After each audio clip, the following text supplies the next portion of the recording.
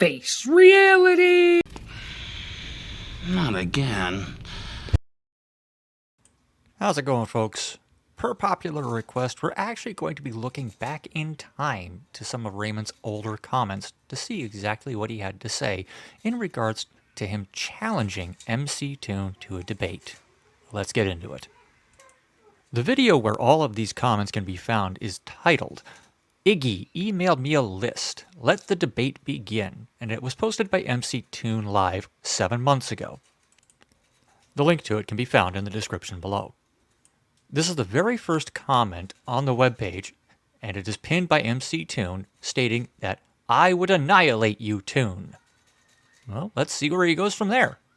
These next few comments, which took place shortly thereafter, showcase an interaction between throwaway AV Clubber and Ramon Ortiz himself. As you can see, AV Clubber tells him to go for it. Raymond replies saying that he may come on. Would he do it?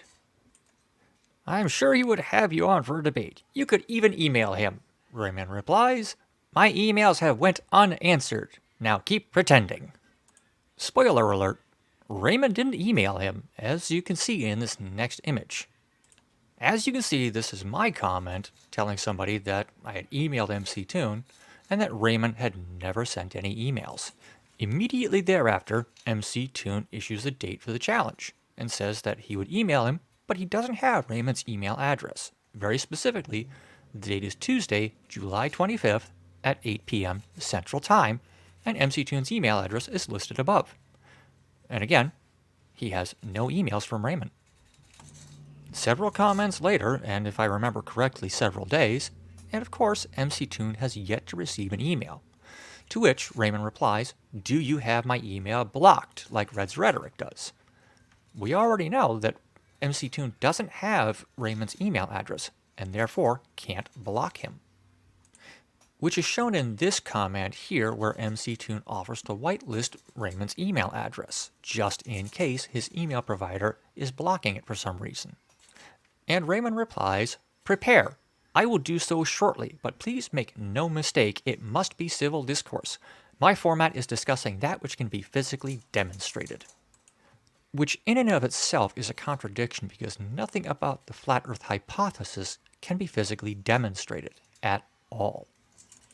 We now move on to an area where I made a small error, and I'm willing to admit that because, well, I'm not a flat earther. I've always said that MCtoon checked with his internet service provider to make sure that they were not the ones blocking Raymond's emails from coming through, when in fact in this next comment you see that MCtoon checked with his email provider and not his internet provider instead. Here you can see where MCtoon tells him that he checked all of his emails back 30 days with his email provider, and not a single message comes from Ramon Ortiz. To which we get Raymond's legendary comment, my appearance is imminent. Sometime later, we get MCtoon's reply yet again, saying that Raymond lied, no surprise, because that's all Raymond ever does is lie about everything. And we're going to see some more of his lies in the next few slides. In this next slide, we see yet another comment that Raymond became absolutely legendary for, and you'll see why. Let's read it aloud. Stuart Gray says the following to Raymond. I am an actual electrical engineer, and I can tell you with 100% certainty that you have no idea what you are talking about. You could not pass a high school physics exam if your life depended on it.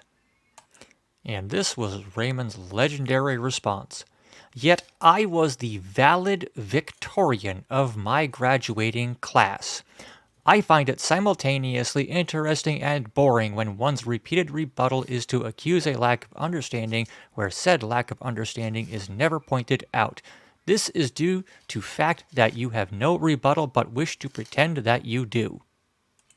Yes, folks, you heard that correctly.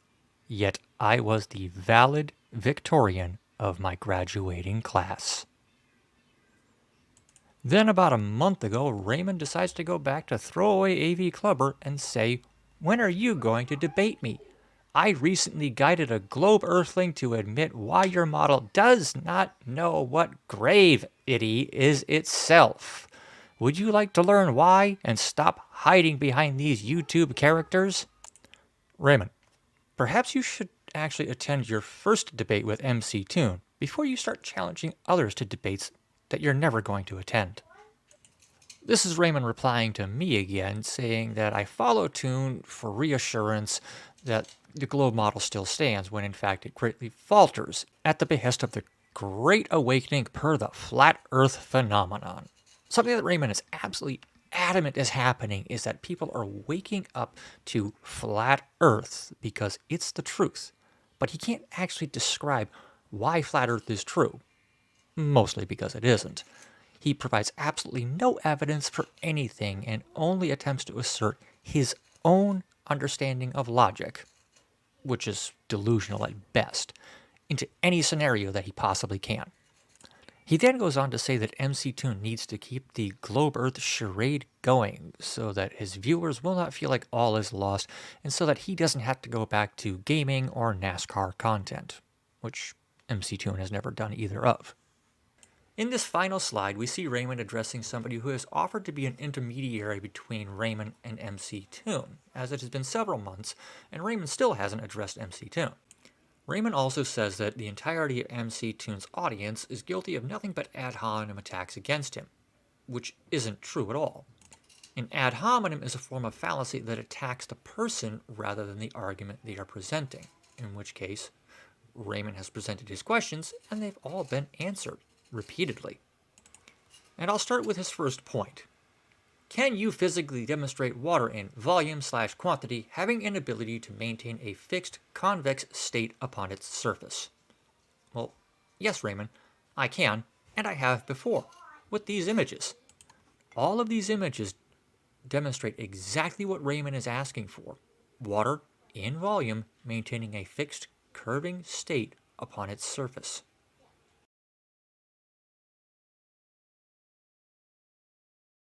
Then Raymond moves on to his misunderstanding between atmospheric pressure and gas pressure.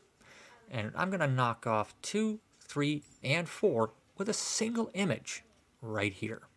With this one image, we knock out 2, 3, and 4 by demonstrating gas having the ability to maintain a fixed curving shape, maintaining pressure without a physical barrier, and not filling a vacuum because of gravity.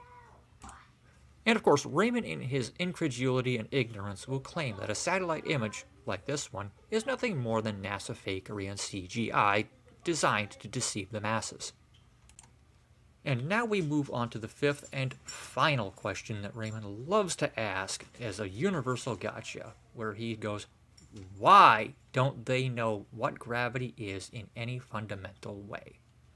To which Raymond always receives the universal response of, we do not need to know what gravity is in order to observe, measure, and predict the effects of gravity with extreme accuracy.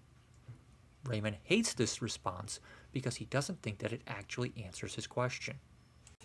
This video is made in response to several claims that Raymond has made recently, stating that MCtoon issued the challenge to him and then ran away, when, as you can see, it was very clearly the other way around. 7 months ago, Raymond issued the challenge to MCtoon. MCtoon offered to take him onto the show, gave him a date and a time, even gave him the email address to make the arrangements for the debate. True to his fashion, Raymond didn't follow through with the challenge. He never showed up for the debate. He never emailed MCtoon. 7 months have passed and still nothing from Raymond. This is the most accurate depiction of Raymond's bravery that I could possibly find.